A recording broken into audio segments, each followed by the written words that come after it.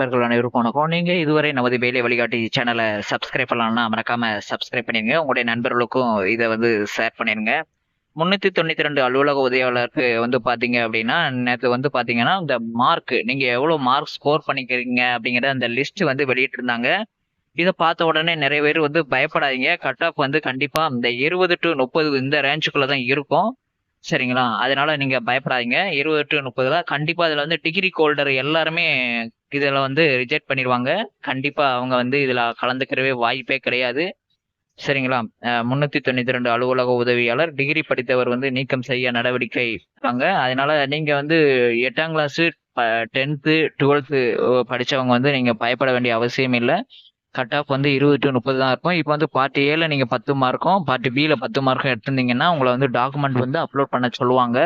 அதனால நீங்க கண்டிப்பா அதை அப்லோட் பண்ணிருங்க. சரிங்களா?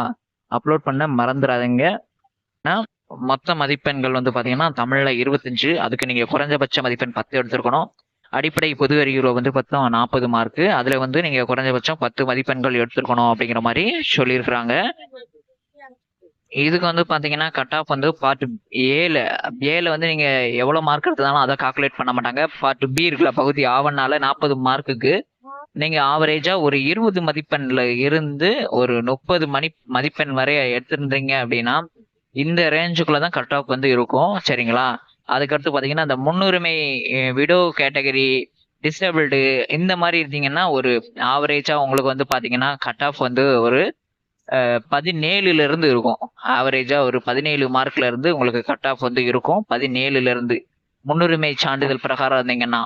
அதுக்கடுத்து பாத்தீங்கன்னா இதுல இந்த பிஎஸ்டிஎம் தமிழ் வழி பள்ளியில் படிச்ச சான்று அந்த மாதிரி சர்டிபிகேட் வச்சிருந்தாலும் உங்களுக்கு இந்த இதுல பாத்தீங்கன்னா ஒரு முன்னுரிமை கண்டிப்பா கிடைக்கும். அதனால பயப்படாதீங்க. ஆவரேஜா 20 மார்க்ல இருந்து எடுத்தவங்க நீங்க தைரியமா இருக்கலாம். சரிங்களா?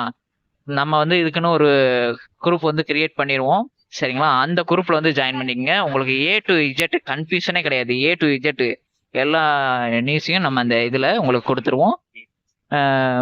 வேற ஏதாவது உங்களுக்கு டவுட் இருந்தது அப்படின்னா கமெண்ட் பாக்ஸ்ல கமெண்ட் பண்ணுங்க. உங்க நிறைய ஃப்ரெண்ட்ஸ் ஃபேக் சேனலை நம்பிட்டு போயிட்டு இருப்பாங்க.